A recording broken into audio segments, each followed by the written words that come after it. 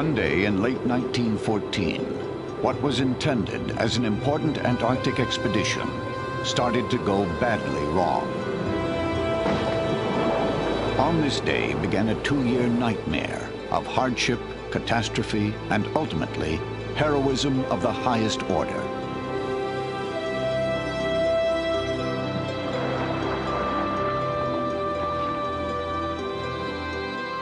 Ernest Shackleton, a brilliant and charismatic leader, took 27 men on a voyage that would challenge their spirit and their lives.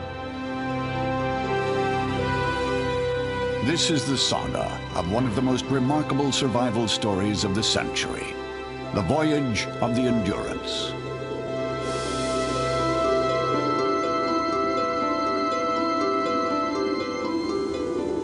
On this early December day in 1914, the ship Endurance is sailing easily through loose pack ice north of Antarctica. The expedition leader, Sir Ernest Shackleton, is an ambitious 40-year-old Anglo-Irishman. He is known for his way of drawing men to him and for his ability to get out of tight situations. The British expedition plans to sail through the Weddell Sea to the Antarctic. Their goal is to be the first to achieve an overland crossing of the continent. Ernest Shackleton was already a famed explorer. He was a rival of Sir Robert Scott's in the race to reach the South Pole. My father's relationships with Scott, it's rather difficult to describe it. You see, in a sense, my father was the adventurer who came in, who'd been one of Scott's people, and decided to run his own expedition. In 1907, Shackleton led his own team on a failed attempt to reach the pole. With him was Frank Wild, who would later join Shackleton on the Endurance. In 1912, Scott beat Shackleton to the pole, though Roald Amundsen had reached it first. Competitive and driven, Shackleton turned his sights instead to the journey over the largely unknown Antarctic.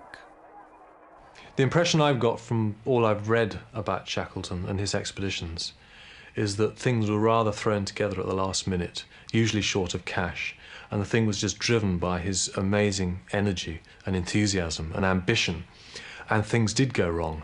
And compared to, say, the Norwegian polar expeditions, Shackleton's were possibly a bit shambolic, but he got himself out of those situations. Life on the Endurance is a mix of disciplined routine and good times. More than 50 dogs are to act as sled teams for the overland crossing.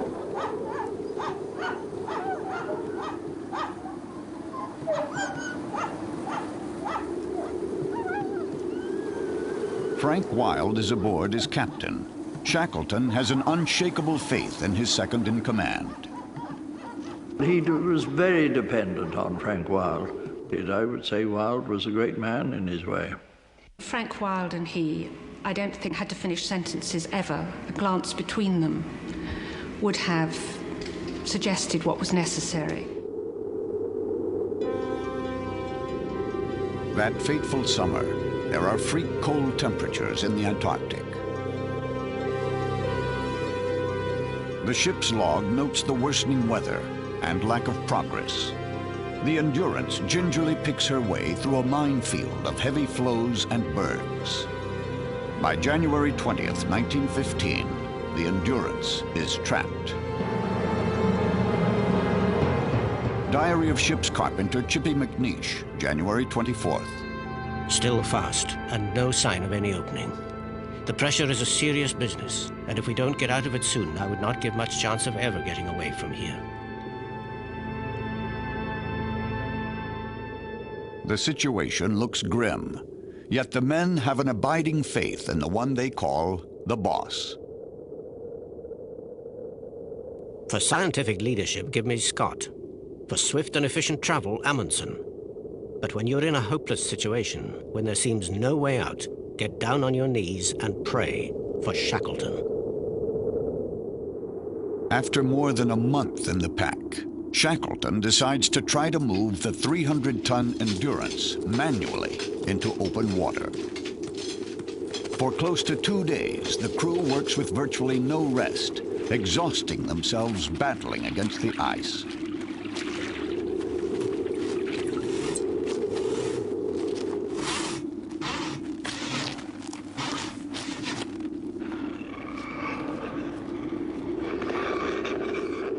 When they are at the point of dropping, Shackleton has his crew push the ship backwards as far as she will go. He intends to ram his way through ice that was up to 18 feet thick.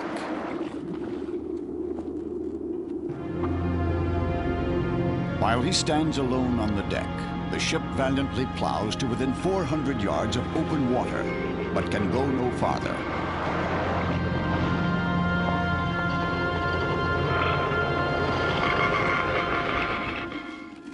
On February 24th, 1915, Shackleton gives up trying to free the ship, and the Endurance becomes a winter station. She will drift with the vagaries of the pack ice, which will take her anywhere it wanders. For the most part, the crew accepts it all with good cheer. They still hope that they can eventually complete their mission. The men keep up spirits with games of soccer on the tightly frozen pack, waiting for the ice to open.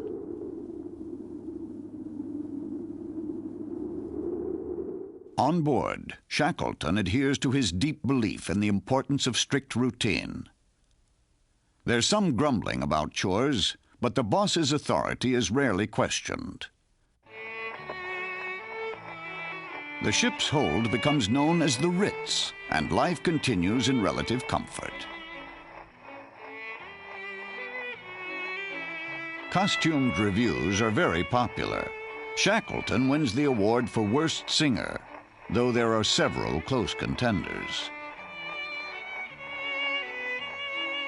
The real enemy is the tedium, dealt with by ever more drastic measures.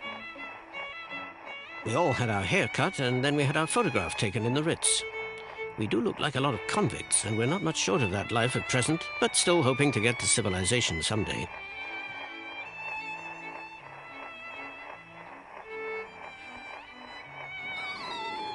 The latest litter of pups is also a diversion, even for gruff old sailors like Tom Crean.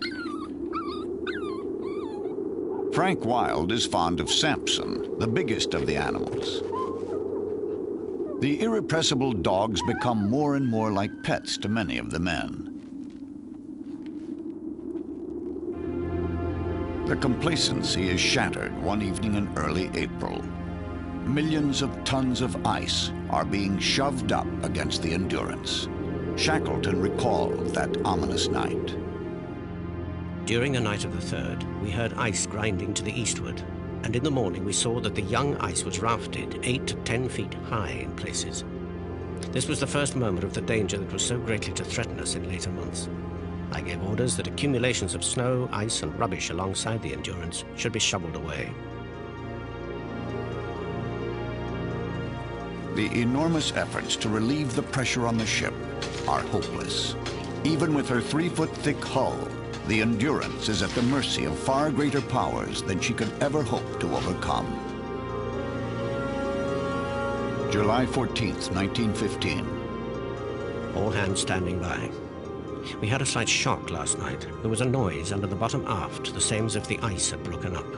The boss thinks it was a whale, but I think's different. Shackleton orders a special watch. It is a stressful and exhausting night, and in the morning, the pressure looks even worse. The assaults by the ice continue for weeks.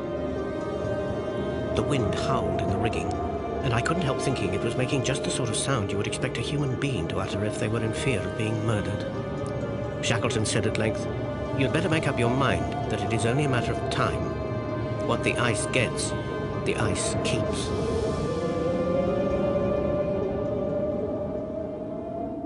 The unrelenting pressure damages the rudder of the ship beyond repair. Wilde and Shackleton are stranded. Trapped for more than 7 months in the pack ice, they are now 1,200 miles from civilization. The crew has no communications and no hope of outside help.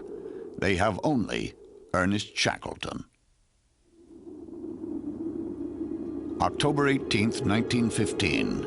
The Endurance has been trapped for 9 months. A wave of pressure causes the ship to keel over 30 degrees in a matter of seconds. Bent and twisted, she begins to leak dangerously. All hands work ceaselessly throughout an interminable night, pumping and repairing the damage. Even blankets are used to try to contain the leak.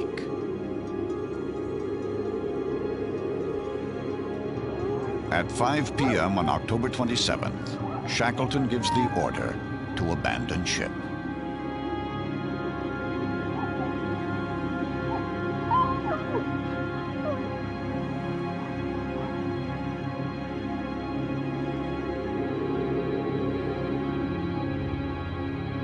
The attack of the ice reached a climax at 4 o'clock. After long months of ceaseless anxiety, after times when hope beat high and times when the outlook was black indeed, the end of the Endurance has come.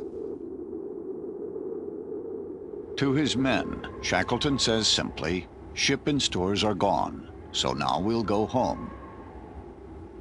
But in his own diary, he writes, "I pray God I can manage to get the whole party to civilization." The boss is facing the most crucial test of his life. Shackleton tells his crew that they will head for the nearest supply depot, left behind years earlier on Paulet Island, 346 miles away.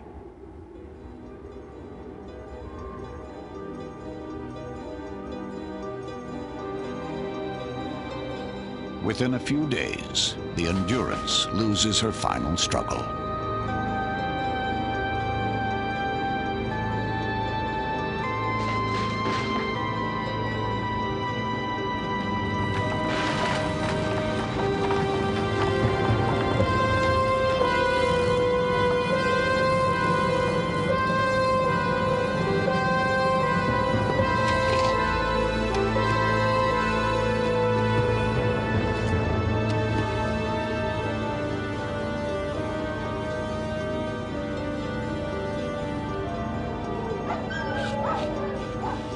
The men attempt to march, but the terrain is impassable. Everywhere they turn, the ice blocks their way.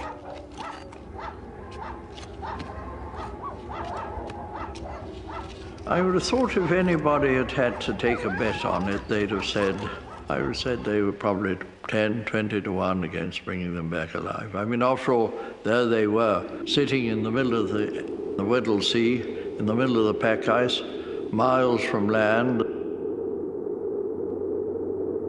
It's very difficult to contemplate what the likelihood of their getting back alive were. I would almost have said they were negligible. For the next 6 months, the crew camps on unpredictable and hazardous ice floes.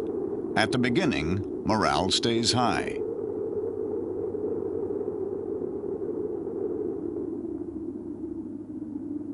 Shackleton's hopes are pinned on 3 small boats in which he plans to set sail when the pack opens. But if the Weddell Sea had crushed the Endurance, what could it do to these fragile craft? In the meantime, they drift helplessly with the pack. They were moving. They were on a moving ice floe, of course. And I suppose Shackleton would have been very, very concerned with keeping it from the men, how desperate their situation was. In time, the supplies become depleted. The men hunt whatever game they can find, but food becomes an obsession. February 1916. The food is pretty well all meat. Seal steaks, stewed seal, penguin steak, stewed penguin, penguin liver, the latter being very good indeed. The cocoa has been finished for some time, and the tea is very nearly done. Even the mild-tempered ship's doctor, James Macklin, is showing the strain. At such times, he wrote his diary in code. I think the boss was a bit improvident not getting all the food in whilst the going was good. It was worth the risk. As the months pass, game becomes scarce. Lunch is 1 biscuit, and 3 lumps of sugar are issued each day. On March 30th, Shackleton orders the men to shoot the surviving dogs. Now they can eat. They come tantalizingly close to Paulet Island, but in the end they drift helplessly past it and its vital supply depot. They have been marooned for 14 months. Yet Shackleton somehow manages to keep his men from sinking into what could become fatal despair. People tell me that 50 times a day, people said, "What do we do now, boss? Okay, boss?" He was known as the boss. And I think they literally had a pattern of activity that he controlled. And when they got to the end of a task, they turned to him, "What do we do now, boss?" The boss has to plan a new course of action after their near miss with Paulet Island. He will aim for Elephant Island instead, 100 miles to the north. The next decision on the morning of April 9th is made for him. At 11 a.m., our floe suddenly split right across under the boats. We rushed our gear onto the larger of the two pieces. Our home was being shattered under our feet. They take to the boats and in a roaring sea begin a dash for Elephant Island. For the next 7 days, they fight a heroic battle. The storms are enormous. They go days without sleep. Thirst becomes overwhelming, and their mouths and tongues are so swollen they cannot swallow food. Leading them through 17 hours of darkness each day is Frank Worsley, Shackleton's brilliant navigator. The temperature was 20 degrees below freezing point. Greenstreet's right foot had got badly frostbitten, but Lees restored it by holding it in his sweater against his stomach. My eyes began to fail me. I could not see or judge distance properly and found myself falling asleep at the tiller. Yet Worsley's uncanny navigation brings the three battered craft to the bleak shores of Elephant Island. The men have not touched solid ground in more than 16 months. For the first time in 3 days, they have a meal and a hot drink. Uninhabited Elephant Island is a desolate and dangerous place. They have one forlorn hope, the whaling station on South Georgia Island, 800 miles to the northeast. Shackleton decides to attempt the almost suicidal journey. The night before he leaves, he writes a note to Frank Wild. April the 23rd, 1916, Elephant Island. Dear Sir, in the event of my not surviving the boat journey to South Georgia, you will do your best for the rescue of the party. You are in full command from the time the boat leaves this island. You can convey my love to my people and say I tried my best. Yours sincerely, E.H. Shackleton.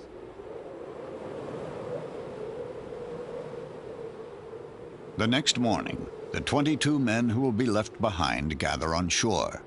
The optimists expect the boss back in a few weeks. Shackleton and 5 other men face the world's most vicious sea in a 23-foot open boat. Elephant Island, April 24th, 1916. We watched them until they were out of sight, which was not long, for such a tiny boat was soon lost to sight on the great heaving ocean. As she dipped into the trough of each wave, she disappeared completely, sail and all. 3 days out, their craft is hit by a powerful gale. Enormous waves, 50 or more feet high, batter them relentlessly as they struggle in a last desperate effort to reach help.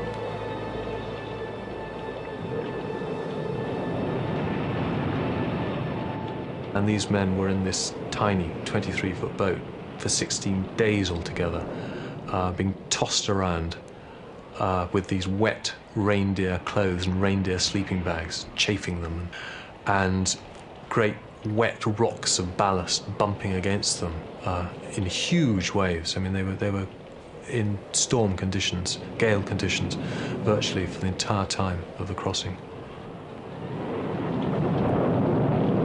And I think Worsley only had one chance to take a sighting from the sun to work out their position, and the rest was done entirely on dead reckoning. On May 8th, against all odds, the men sight the South Georgia coast.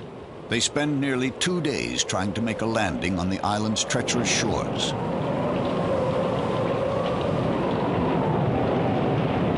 And it is the most wild coast with huge glaciers flowing down into the sea.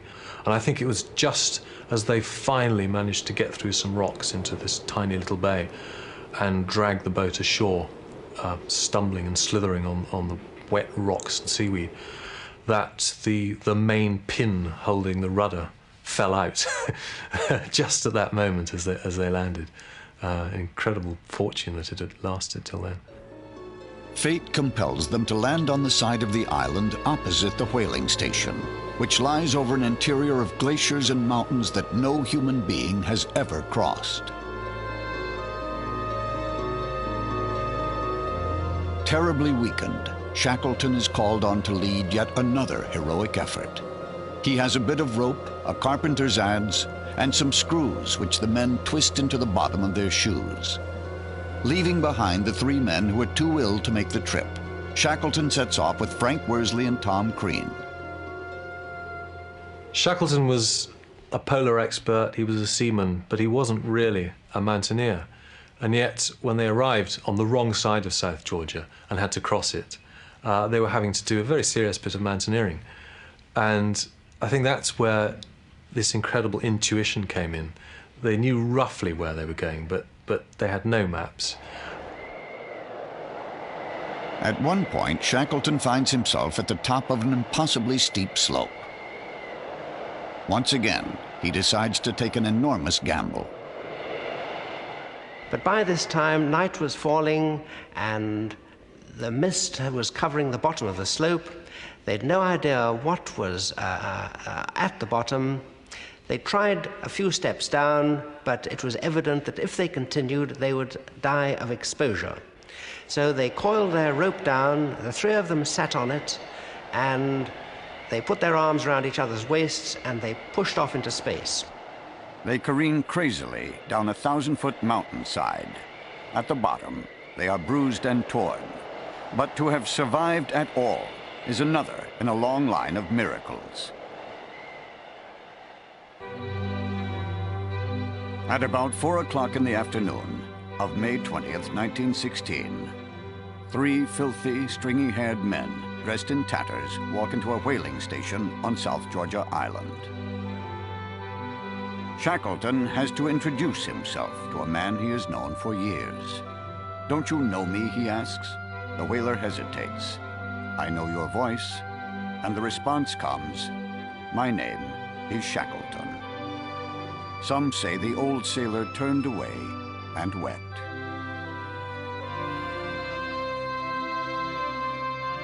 Less than 3 days later, Ernest Shackleton leaves South Georgia to return for his men on Elephant Island.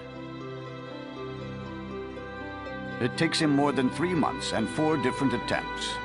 On August 30th, 1916, he finally sights the dismal coast. A signal fire can be seen burning faintly.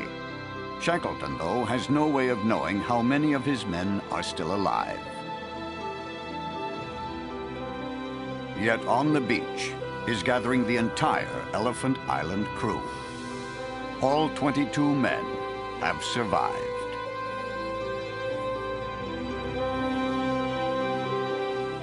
On shore, the realization slowly sinks in that the boat is really there, that the unendurable has been endured. Ernest Shackleton, the boss, has come to take them home.